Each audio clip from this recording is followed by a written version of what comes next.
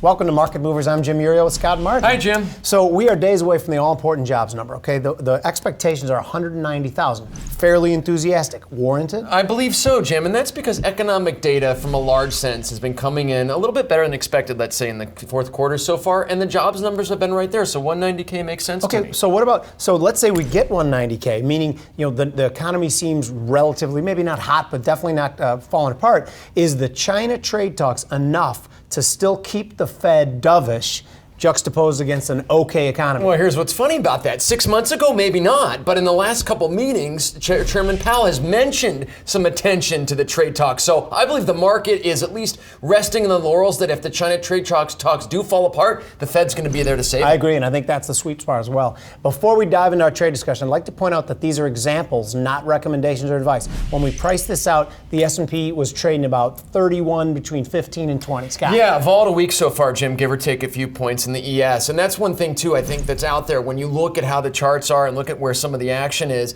there's some interesting things out there that I'm going to give to you an example right now, Jim, that I believe you could take advantage of if you maybe want to express yourself, oh my gosh, bearishly into some of this trade tension. So specifically, Jim, looking today at buying a week 4, 3110, 3090 put spread for 6 ticks. Sounds great, doesn't it, Jim? This trade risks 300 to make a potential 700.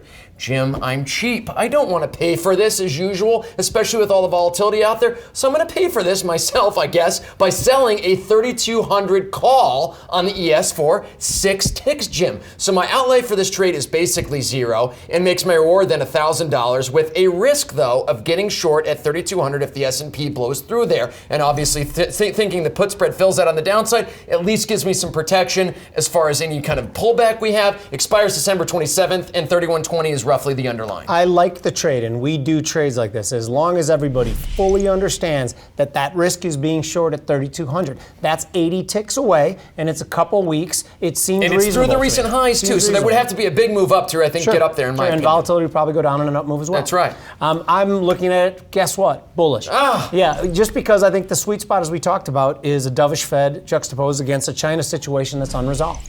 So buying the micro S&P at 3120, which is about where the market is now, with a 3170 target on the upside and a stop place below 3090, because I do think that 3100 level is a bit bottom of a, level of my put spread too. Good choice, my friend. So we're all looking at the same levels. We're just doing them a little differently. Yeah, I like it. And you too on your expression there, 3170 on the top. Guess what? That doesn't blow away my 3200 on the call I'm selling. So it could definitely move around in that area. I do believe, though, as a trader, you're going to see a lot of volatility here in the next few days as we work these deals out. Last quick question. Are you looking at the trade you talked about as more of a hedge against the long position or more of just an opportunity? It's both, frankly, but I think it's definitely an opportunity with respect to where the markets are, how far they've come, and the fact you said earlier, volatility has been sucked out of this market. Okay, thanks for joining us on Market Movers. I'm Jim Uriel, where we are helping to make you a better trader.